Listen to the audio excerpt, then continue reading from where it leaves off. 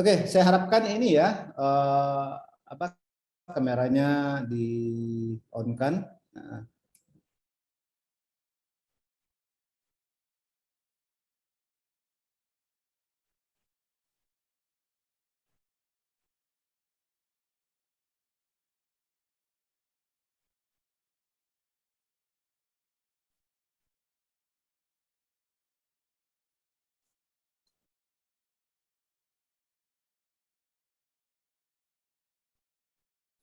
maaf Bapak, sinyal buruk. Ya.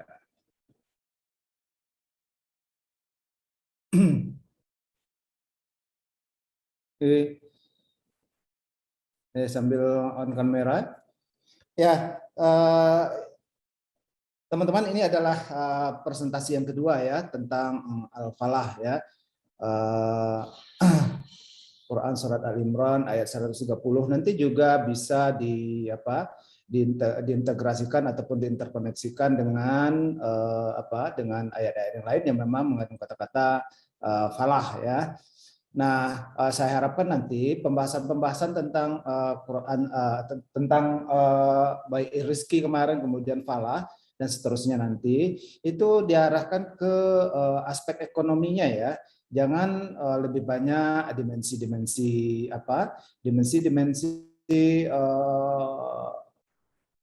ibadah ya, dimensi-dimensi apalagi sofistik dan sebagainya ya. Jangan itulah. Jadi yang kita ini adalah Fakultas Ekonomi dan Bisnis Islam. Kemudian kita membawa ayat-ayat Al-Quran di sini tentunya adalah perspektifnya adalah bagaimana dimensi ekonominya kan begitu, dimensi bisnisnya. Nah, tinjauannya di situ. Jadi jangan lebih dominan hal-hal yang di luar itu ya.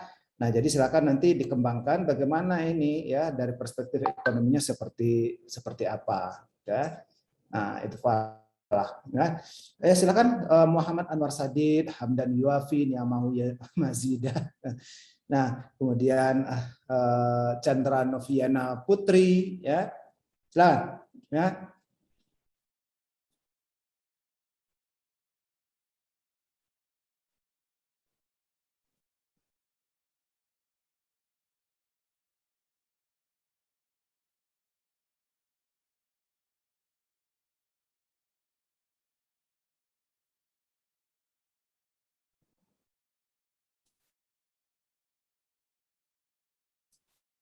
Ayo silakan Anwar Sadid, Hamdan Yuafi, Chandra Noviana Putri.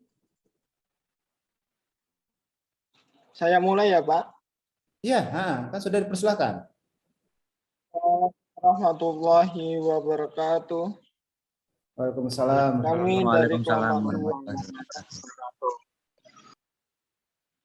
Surat Ali Imran ayat 130 yang membahas tentang Al-Falah yang beranggotakan Muhammad Anwar Sadid, Hamdan Yuafi, dan Chandra Noviana Putri.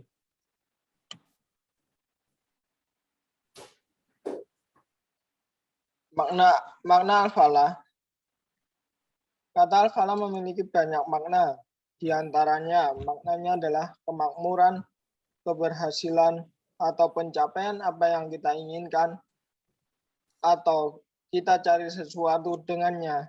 Kita berada dalam keadaan bahagia, atau baik terus-menerus dalam keadaan baik menikmati ketentraman, kenyamanan, atau kehidupan yang penuh berkah, keabadian, kelestarian, terus-menerus, atau berkelanjutan.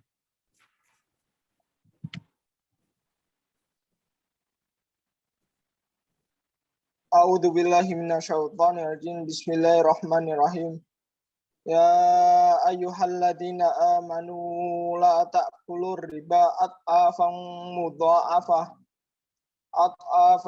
mudha'afatan wattaqullaha la'allakum tuflihun.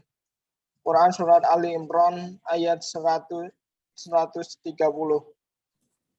Yang artinya, hai orang-orang yang beriman, janganlah kamu memakan riba dengan berlipat ganda, dan bertakwalah kamu kepada Allah supaya kamu mendapatkan keberuntungan.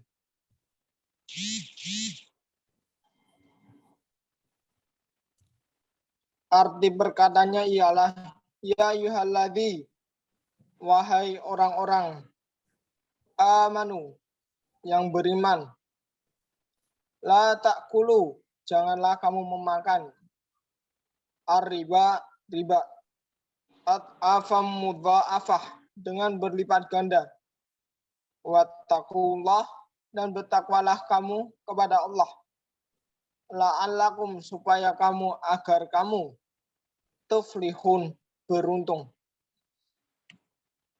Selanjutnya akan disampaikan oleh Chandra.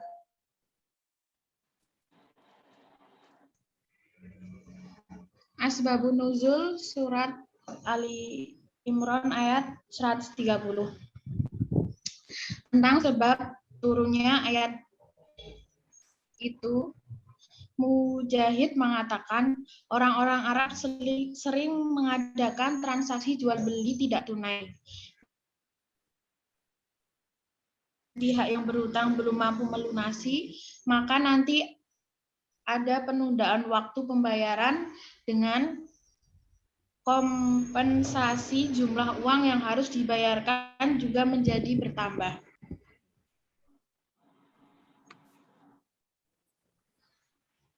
Lanjut.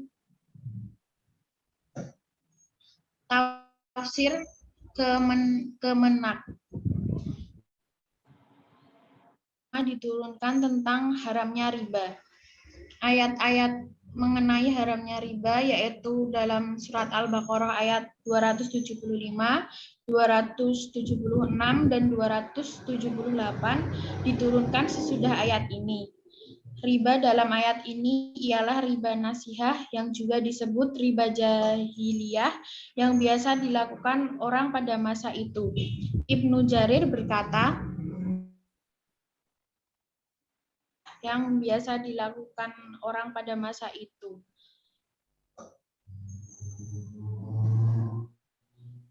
Tafsir Ibnu Katsir.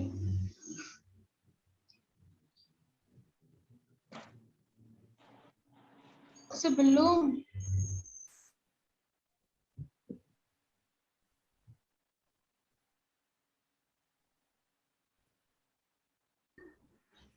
Ibnu Katsir, Allah Shallallahu Alaihi Wasallam berfirman melarang hamba-hambanya yang mukmin memberlakukan riba dan memakan riba yang berlipat ganda, seperti yang dulu biasa mereka lakukan. Bila telah tiba masa pelunasan hutang, maka jalan keluar ada kalanya si pengutang melunasi utangnya atau membayar bunga ribanya jika ia tapi jika ia tidak dapat membayar utangnya, dia harus menambah bayarannya sebagai ganti dari penangguhan masa pelunasannya. Demikianlah seterusnya sepanjang tahun, ada kalanya utang sedikit menjadi bertambah banyak dan berlipat-lipat dari utang yang sebenarnya. Lanjut.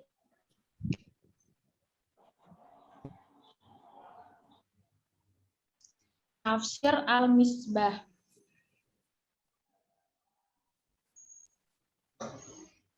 Wahai orang-orang yang beriman, janganlah kalian menarik piutang yang kalian pinjam kecuali pokoknya saja.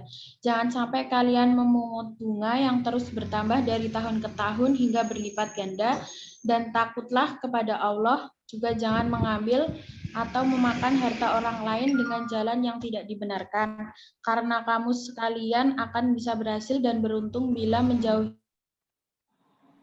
ayat ini. Riba diberi sifat berlipat ganda hingga membuat kita perlu untuk membicarakannya dari segi ekonomi.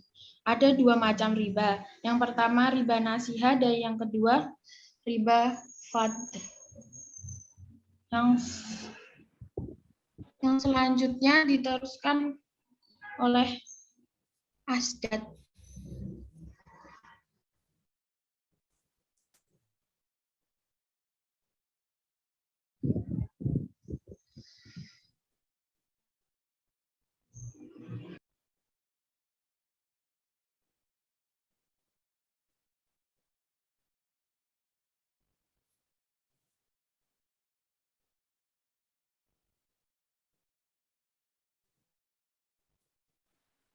Saya lanjutkan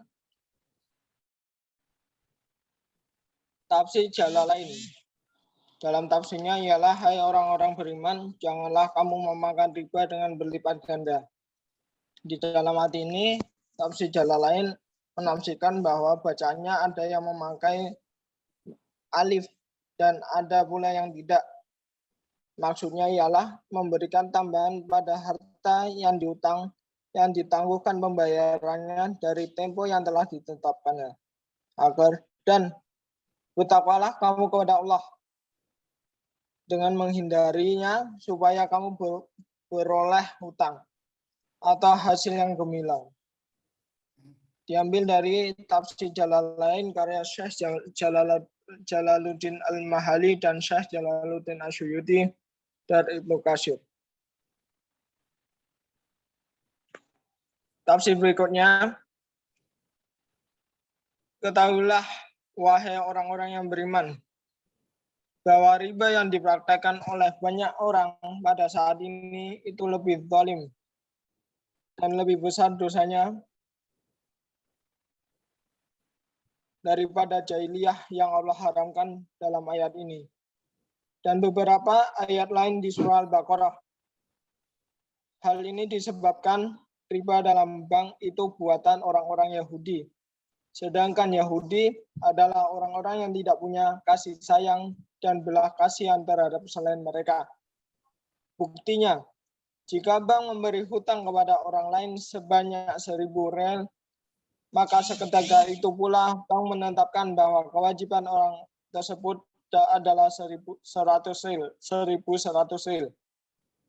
Jika orang tersebut tidak bisa membayar tepat pada waktunya, maka jumlah total yang harus dibayarkan menjadi bertambah, sehingga bisa berlipat-lipat dari jumlah hutang sebelumnya yang sebenarnya. Kesimpulan dari tafsir ayat ini ialah yang kita dapatkan bahwa berdasarkan pembahasan di atas dapat diambil kesimpulan bahwasanya Quran surat Ali Imran ayat 130 menjelaskan tentang bagaimana Allah Subhanahu wa taala memerintahkan kepada manusia agar manusia menumbuhkan sikap saling menolong dan berkasih sayang, bukan sebaliknya, saling menghisap seperti yang ditunjukkan di dalam praktik riba.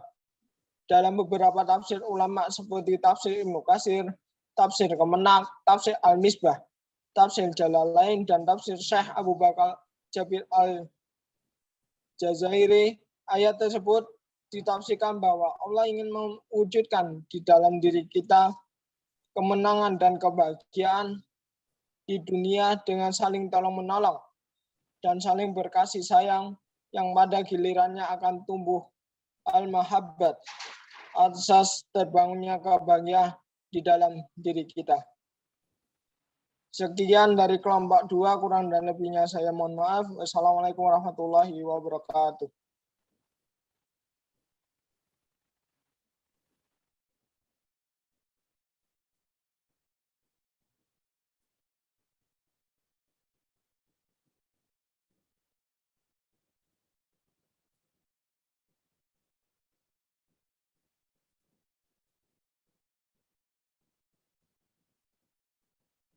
Silakan bila ada yang mau bertanya tentang tafsir ini atau hal yang lain tentang riba.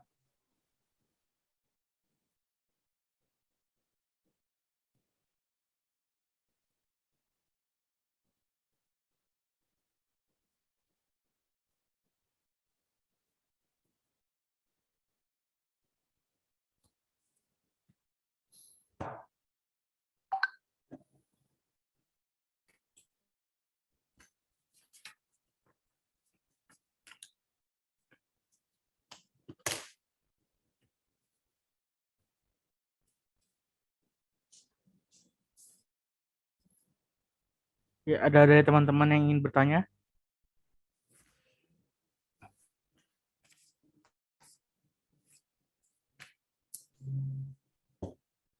Halo teman-teman. Ya, kalau gitu saya aja yang bertanya ya. Assalamualaikum warahmatullahi wabarakatuh. Nama saya Kifayatul Ahyar. Saya ingin bertanya. Ini hal yang mendasar sebenarnya.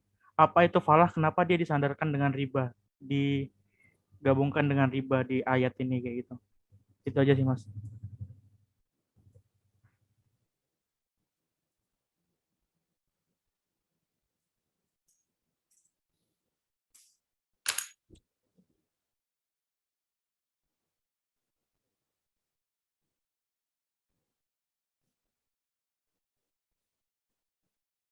Teman-teman yang lain ada pertanyaan?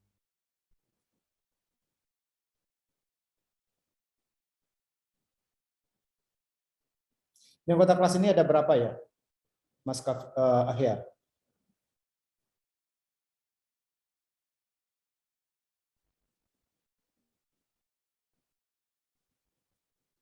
Ada 29 Pak harusnya Pak. 29. Ya. Iya. Berarti 4 orang belum hadir ya.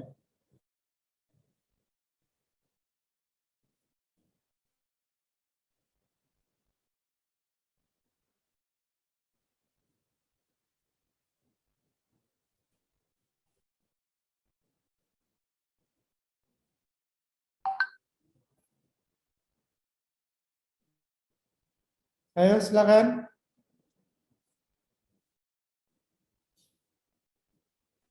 Ada pertanyaan yang lain?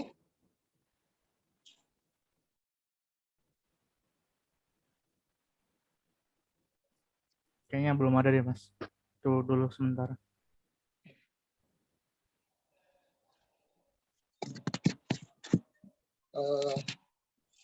Saya jawab sebisa saya, semampu saya. Allah dalam hal ini itu berkaitan dengan keberuntungan. Dalam bahasa Arab itu bermakna mendapatkan yang diinginkan dan terhindar dari yang dikhawatirkan. Oleh karena itu, keberuntungan dalam pandangan seorang muslim adalah masuk surga dan terhindar dari neraka. Surga adalah keinginan setiap muslim dan neraka adalah hal yang ditakutinya. Ayat ini menunjukkan bahwa keberuntungan itu akan didapatkan oleh orang yang bertakwa, dan salah satu bukti takwa adalah menghindari riba. Hal ini menunjukkan bahwa jika kadar takwa seseorang itu berkurang, maka kadar keberuntungan yang akan didapatkan juga akan turut berkurang. Jadi kalau manusia itu menghindari riba, akan meningkatkan kadar ketakwaan kita kepada Allah sehingga kita dimudahkan untuk masuk surga dan terhindar dari neraka. Itu dari saya. Terima kasih Mas.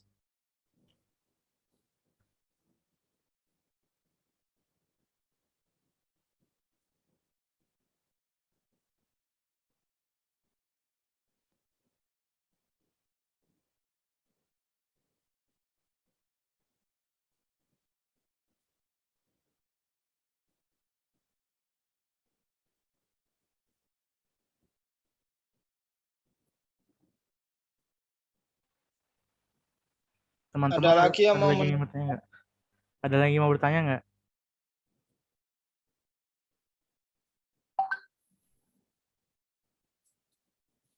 Halo. Mungkin nggak ada pertanyaan lagi Pak. Ini selanjutnya gimana ya Pak? Mungkin ada tambahan dari Bapak? Tunggu dulu lah gimana respon dari teman-teman.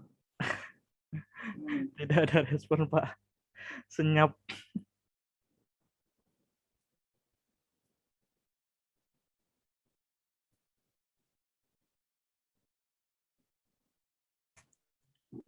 Saya mau bertanya,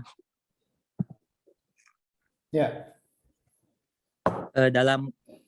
dalam jual beli kredit itu kan istilahnya kayak menambah beli, misalkan barangnya harganya 20 juta, tetapi misalkan dia beli secara kredit, jangka waktu berapa bulan misalkan. Nah itu kan nanti pembayarannya kan bertambah. Apakah itu termasuk dalam riba? Terima kasih.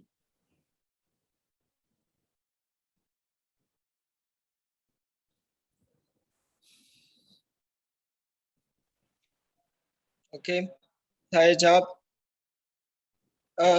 Sepengetahuan saya, riba itu dapat dikatakan jika saling membebani. Ada suatu pihak yang membebani.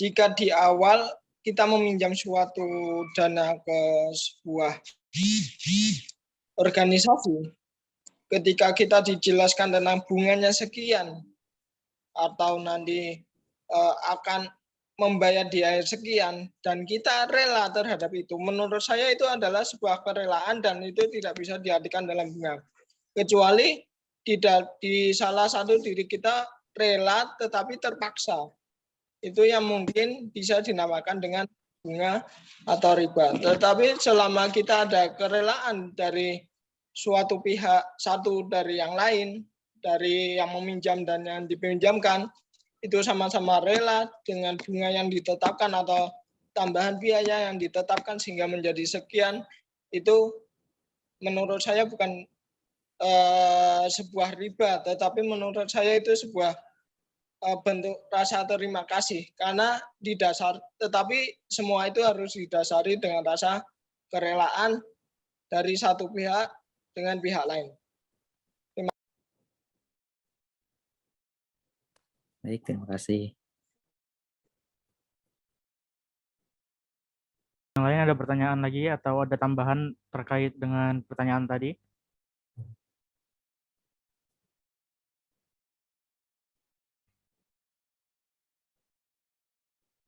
Teman-teman dipakai fitur ininya, bicaranya di situ.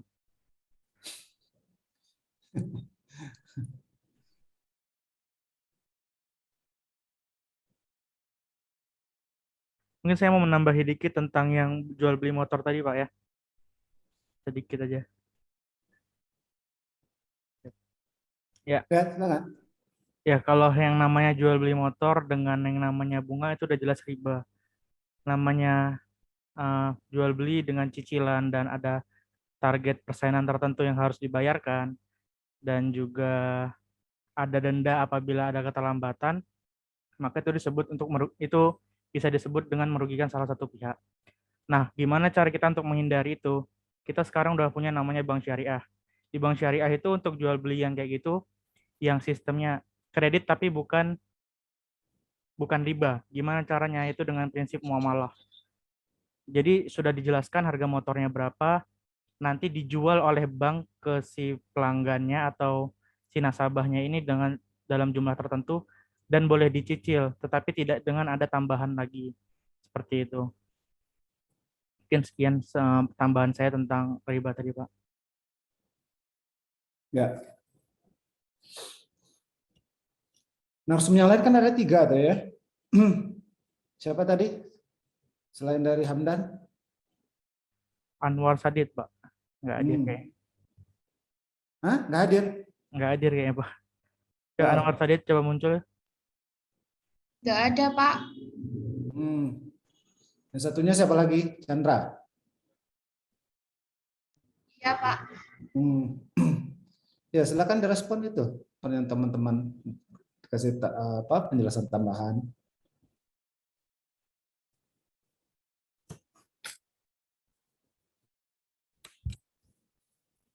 Sudah nggak ada? Oke. Kalau nggak ada ya. Begini. Yang pertama, untuk yang akan datang, kalau memang begini model perkuliahannya, ya banyak beli banyak diamnya, berarti ini teman-teman tidak membaca, ya masuk ke Zoom, masuk ke ruang kuliah itu tanpa bekal. Kalau memang seperti ini, ya berarti format perkuliahannya kita ubah, ya supaya kalian lebih aktif lagi. Ya, jadi setiap masuk untuk minggu yang akan datang, ya setiap masuk di minggu yang akan datang, silakan masing-masing ya untuk memberikan membuat ya membuat 1 lembar respon ya terhadap makalah dari teman-temannya. Oke. Ya, oleh karena itu makanya ya ini juga sekalian koreksi untuk pemakalah. Ini pemakalah kok kan dari awal kita sudah menyepakati, sudah buat kontrak bahwasanya makalah disampaikan H-1 ya. Nah, H-1 makalah di share di grup ya supaya apa? Supaya teman-teman yang lain juga ikut sudah membaca dan mempersiapkan diri untuk menghadapi perkuliahan. Nah, tapi yang terjadi ya hari ini dan juga kemarin itu juga disetorkan pas hari H. Padahal sudah saya wanti-wanti di pertemuan pertama ya, disetorkan di H-1. Ya, meskipun ada lagi yang mempertanyakan H-1 itu bagaimana, ya, aduh ribet ya menjelaskannya. Nah, dan menyatakan saya paham, begitu dijawab saya paham. Ya. Kalau gitu saya paham Pak, itu namanya nggak paham. Ya. Dan jawab terus menerus, jawab berjawab terus, ya. Membuat saya jadi jengkel itu kemarin. Ya, ya terus ini.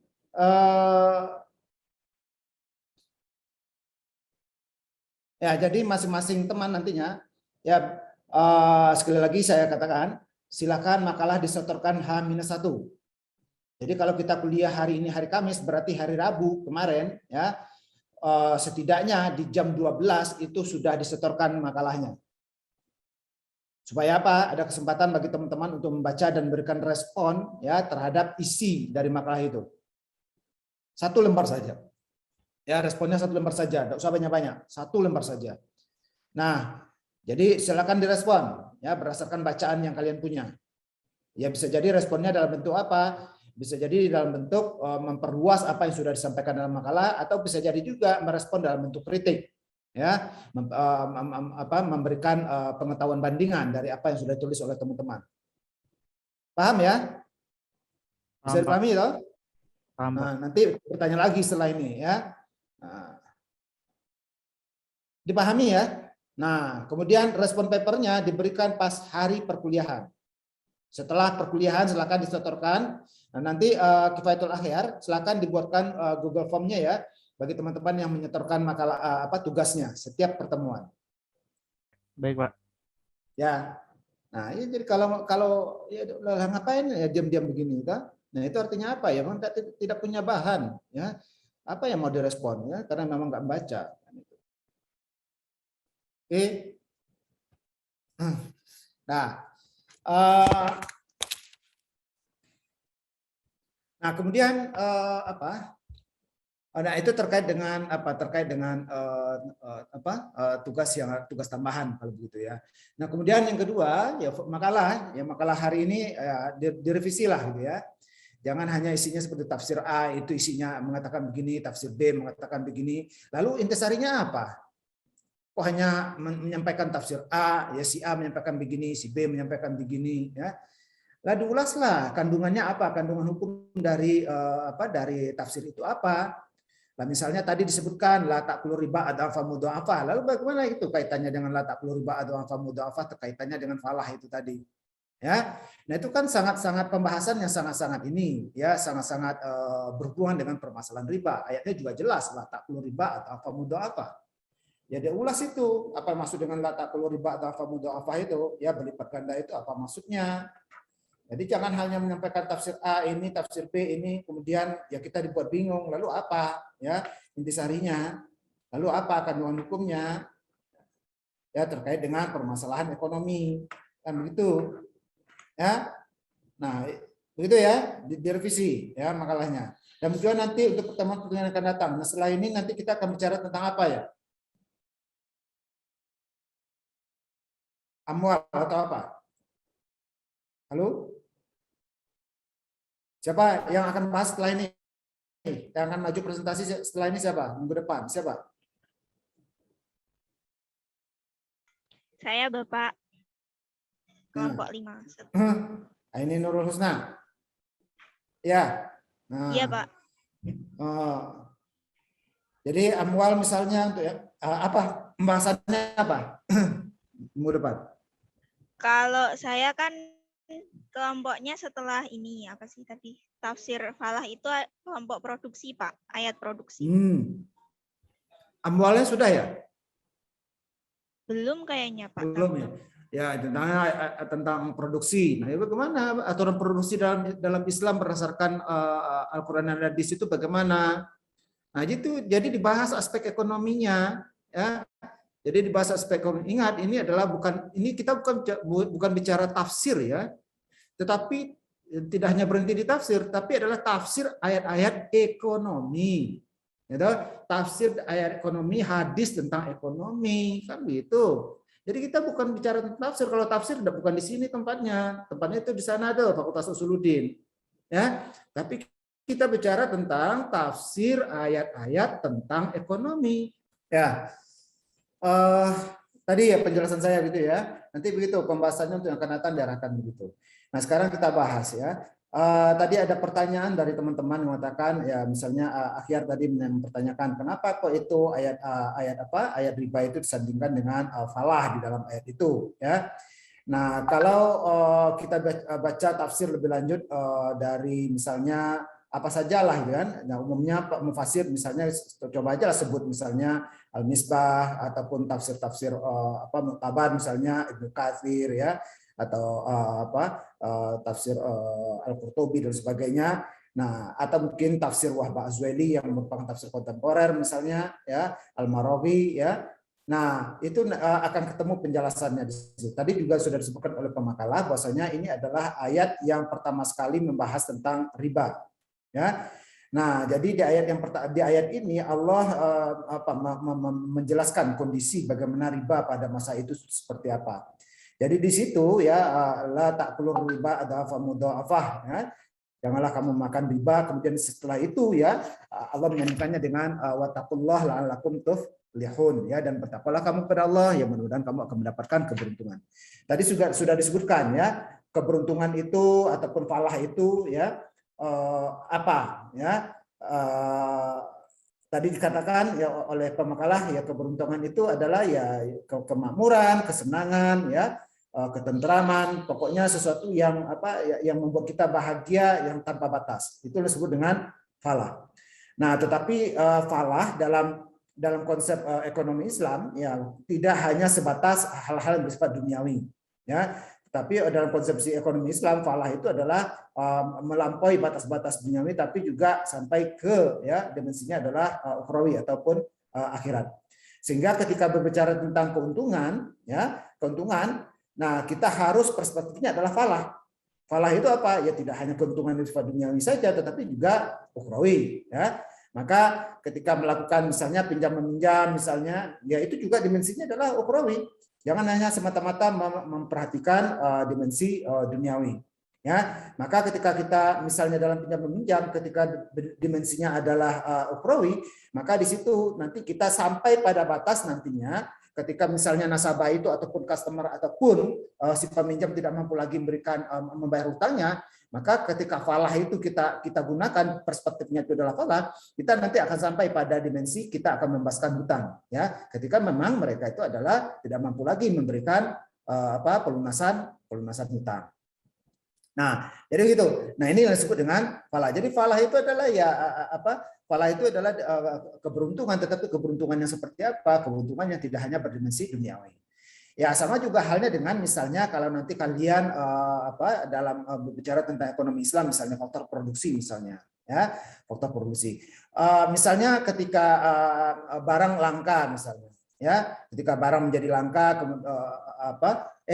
misalnya barang itu harganya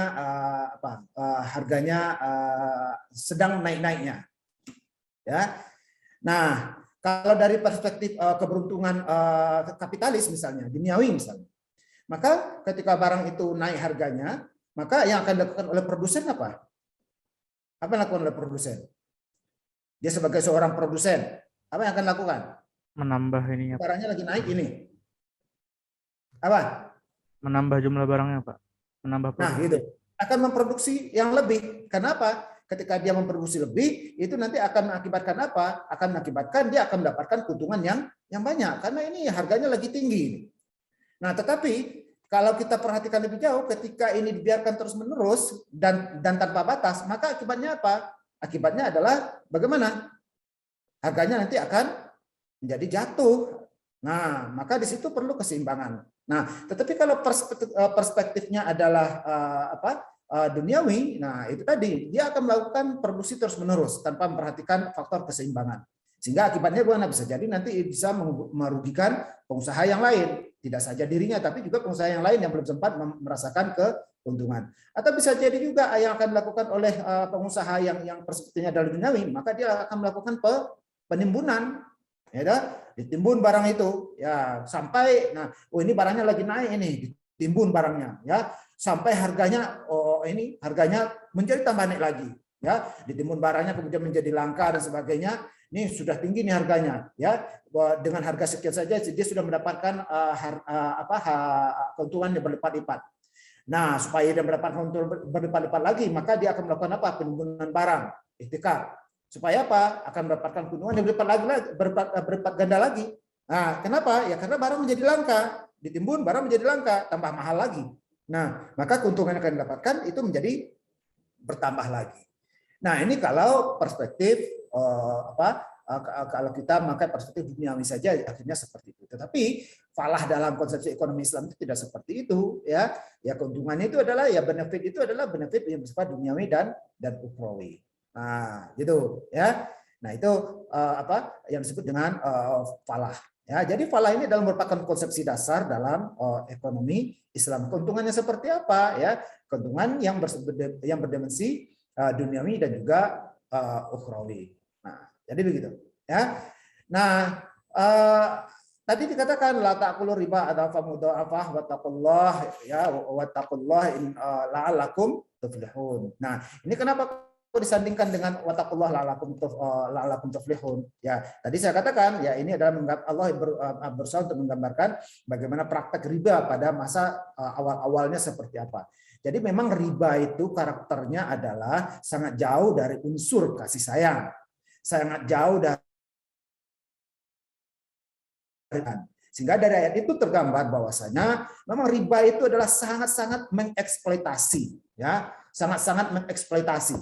Nah, jadi Allah mengatakan ya la ta'kulu riba adhafa mudha'afa, janganlah kamu makan riba secara berlipat ganda. Kemudian bagaimana? Ya, supaya apa? Supaya kamu nanti akan mendapatkan ya keberuntungan seperti apa dunia dan akhirat. Nah, jadi ayat itu berusaha menggambarkan, Allah berusaha menggambarkan memang karakteristik riba ini adalah sangat jauh dari kasih sayang, la'allakum tuflihun itu tadi.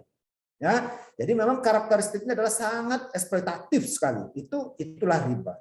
Nah, maka di situ Allah menyandingkan antara keberuntungan ya dengan riba. Riba itu memang kalau secara kasat mata itu memang memberikan keuntungan, kan gitu toh.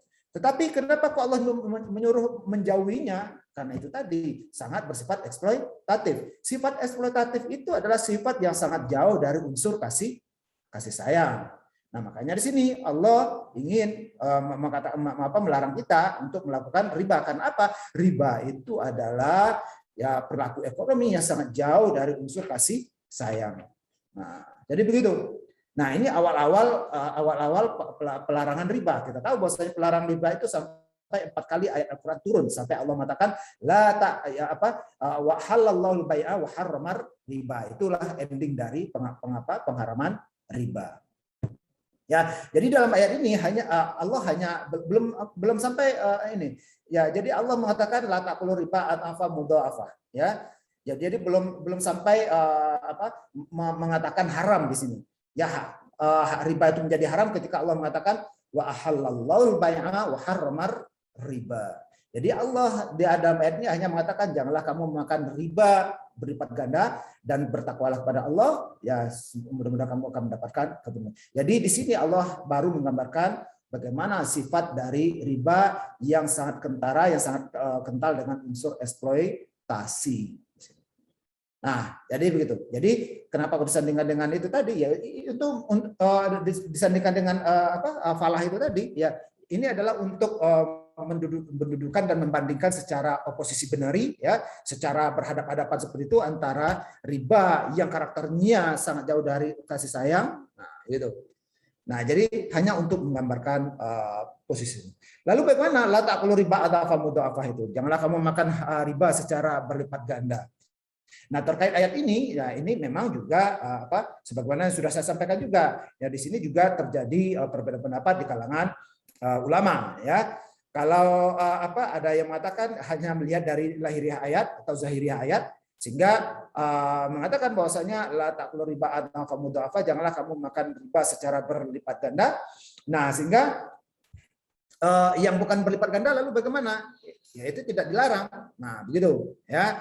Nah, ada yang menafsirkan seperti itu. Nah, tetapi sebagaimana yang sudah saya jelaskan beberapa periode yang lalu ya, sebenarnya pengharaman riba itu lebih pada itu tadi yang kita katakan ya, lebih pada unsur eksploitasinya ya, eksploitatifnya. Jadi sifat eksploitatif inilah yang sangat jauh dari unsur kasih sayang itu tadi.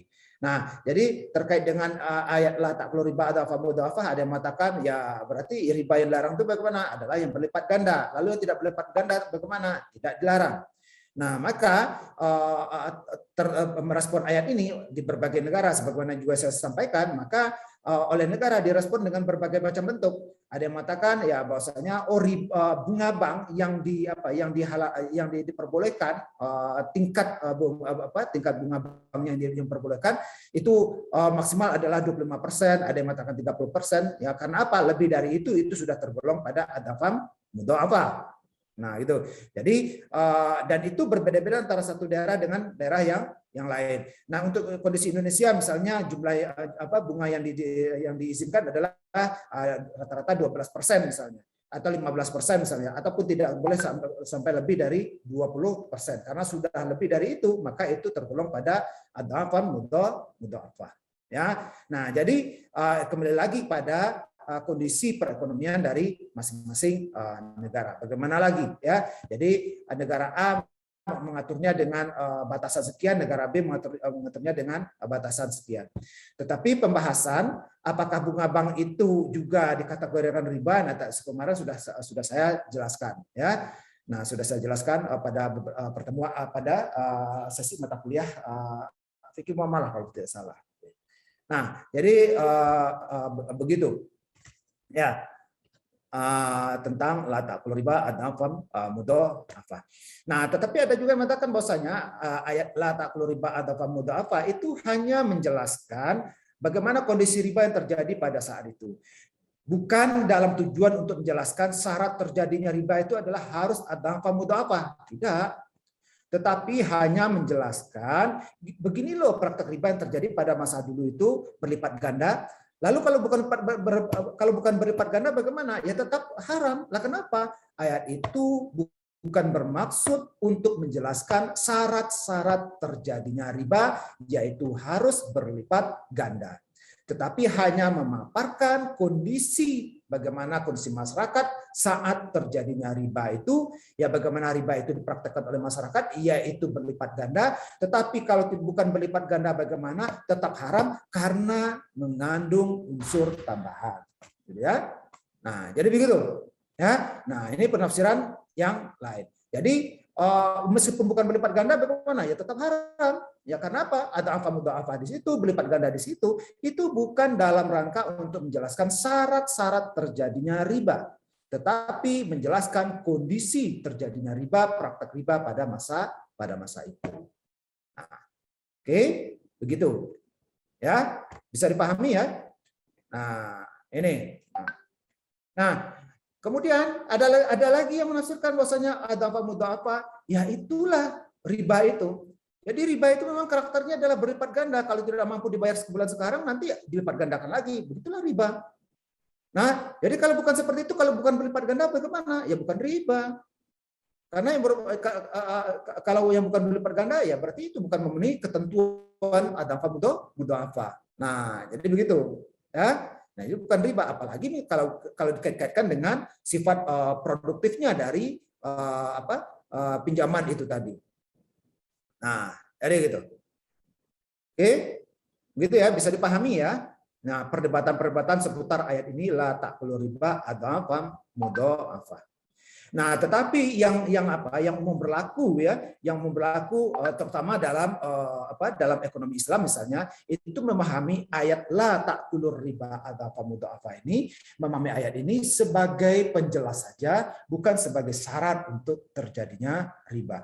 Sehingga dengan demikian dalam pinjam-meminjam apapun ketika terdapat unsur tambahan, maka itu sudah termasuk pada kategori riba. Bunga tambahan, ya itulah riba. Gitu ya. Nah, inilah mainstream dari pemikiran ekonomi Islam terkait dengan tambahan itu tadi, riba. Nah, kemudian tentang jual beli kredit ya. Ya kita tahu bahwasanya jual beli kredit itu adalah ya ini adalah merupakan salah satu praktek jual beli ya, jual beli dengan cara harga secara berkala dalam jangka waktu yang sudah disepakati ya. Dalam jual beli kredit ini si penjual itu harus menyerahkan barang secara kontan. Nah, lalu bagaimana dengan si pembeli? Si pembeli itu harus membayar harga barang itu secara bertahap dalam jangka waktu yang sudah disepakati. Ya, jadi ada objeknya, barangnya. Ya, misalnya motor itu tadi, motor ya harganya dari dealer itu adalah 15 juta. Tetapi ini kita nggak mampu beli, kemudian datang ke bank misalnya, tolong saya belikan motor ke Bank Syariah, maka ya, Bank Syariah membuatkan akad murabahah kan begitu ya, jual beli, akad jual beli kan murabahah, maka Bank Syariah membuatkan akad murabahah jual beli. Nah, oleh Bank Syariah harga motor itu tadi dijual kepada nasabah customer itu sebanyak 20 juta, silakan dicicil dalam waktu 2 tahun misalnya. Ya, tetapi persyaratan yang harus muncul dalam praktek jual beli secara kredit ini adalah pihak bank dalam hal ini, ya taruhlah kalau kita umpamakan dengan bank dengan nasabah, bank itu harus memaparkan, harus menjelaskan secara transparan ya harga yang dia dapat, kemudian berapa dia menjualnya pada si nasabah, sehingga di situ ya terdapat unsur kerelaan di situ. Ya, nah karena transparansinya itu kemudian disepakati oleh nasabah, ya transparansi, maka itu tadi ya, maka muncul kesepakatan. Nah, sehingga kesepakatan itu betul-betul didasarkan atas unsur kerelaan. Nah, jadi itu persyaratannya. Jadi persyaratan itu adalah adanya kesepakatan ya antara penjual dan pembeli tentang harga kredit dan jangka waktu pelunasannya ataupun pembayarannya. Nah, kemudian yang kedua adalah penjual dan pembeli itu harus menentukan akad jual beli yang ditawarkan, apakah tunai atau kredit, ya. Jadi kalau secara tunai sekian, kalau secara kredit sekian, gitu ya. Nah, jadi dan itu harus disepakati ya di dalam akad itu tadi. Nah, oke. Nah, tetapi di sini yang harus juga diperhatikan, meskipun jual beli itu secara kredit, objeknya adalah barang, maka si bank dalam hal ini ya itu harus dia sendiri yang membeli, ya, kemudian menghadirkan ke nasabah ini loh, kan itu. Jangan melibatkan pihak ketiga, misalnya menyerahkan pada leasing misalnya, nah itu nggak benar. Nah itu nggak benar. Jadi harus bank sendiri yang membeli. Nah kemudian nanti ya diserahkan pada si nasabah. Nah ini tujuannya untuk apa? Supaya tidak terjadi berlipat gandanya harga beli yang akan diberikan pada si nasabah. Kalau melalui dua jenjang seperti itu diserahkan kepada si leasing juga menguntung, kemudian dijual lagi pada si bank juga menguntung, berarti di sini nanti ada ya pemberatan yang berlipat ganda pada sisi nasabah. Nah, jadi itu ini yang akan dihindari. Nah, jadi harus bank langsung yang membeli barang itu.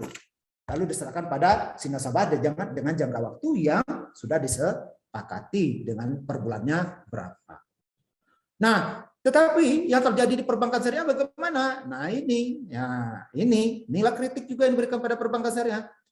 Nah, justru malah ya bank ya nasabah itu bank menyerahkan pada nasabah, ya silakan belilah motornya ya. Nah, beli di mana misalnya? Oh, cocok dengan dealer mana misalnya. Nah, justru yang terjadi adalah seperti itu. Nah, tidak sesuai dengan konsep dasar dari jual beli kredit itu tadi. Nah, justru malah melibatkan pihak ketiga di sini. Nah, harusnya kan tidak seperti itu. Nah, inilah kritik yang diberikan pada perbankan syariah juga dalam praktek jual beli murabahah.